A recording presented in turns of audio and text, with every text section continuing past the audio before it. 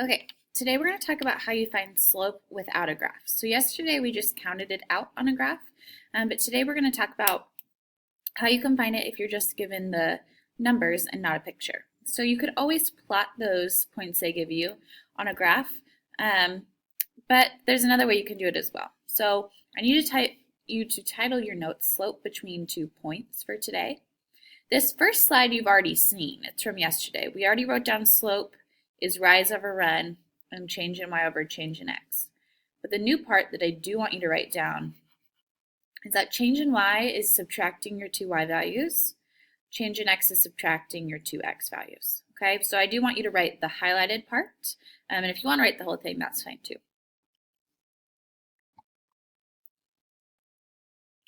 All right, so I'm going to go ahead and cover up this second one. But I want to focus on just this problem first. So slope is always with the y on the top and the x on the bottom. Y is on the top, x is on the bottom. And ordered pairs are always x and then y.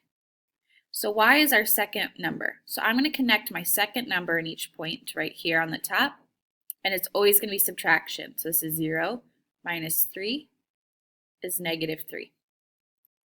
Then I'm going to connect my x's on the bottom, the first values.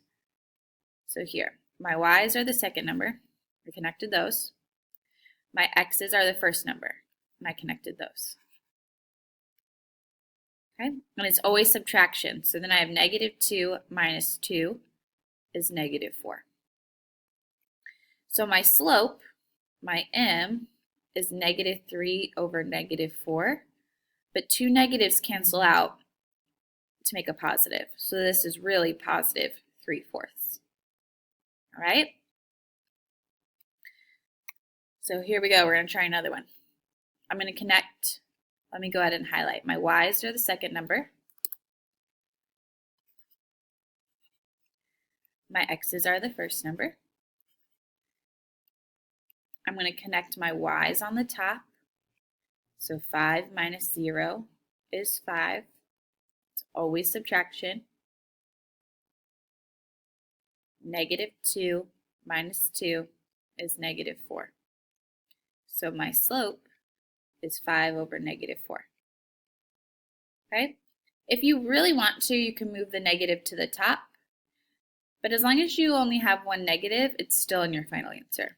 It's when you have 2 negatives that they cancel out to be positive.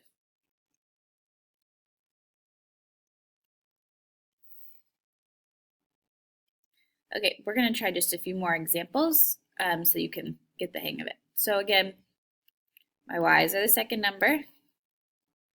My x's are the first number. I'm going to connect my y's. So this we have 1 minus negative 2. Right here, 2 negatives make a positive, so it's the same as 1 plus 2, which is 3. And I connect my x's. Negative 4 minus 1 is negative 5. So my slope is negative 3/5.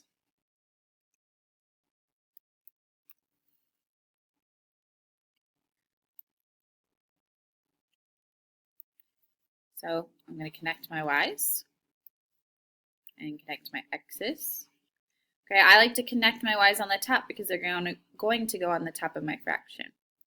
So negative 4 minus negative 3. Here I have 2 negatives again. So it's the same as negative 4 plus 3, which is negative 1. Then I have negative 5 minus 1 is negative 6. So my slope is negative 1 over negative 6, which is really positive 1/6. 2 negatives make a positive. Okay, this last one I want you to try on your own. So if you go ahead and pause, then I'll show you what happens afterwards. Okay, in this example, you get negative 11 on the top and you get 0 on the bottom. Remember from yesterday, we can't divide by 0, so that's an undefined slope, which means that this is going to be a vertical line. All vertical lines have undefined slope. Okay, if the 0 was on the top, then it'd be equal to 0, but since our 0 is on the bottom, we cannot divide by 0, so it is undefined. All right, at this point, you may raise your hand and show me your notes, and I will give you your assignment.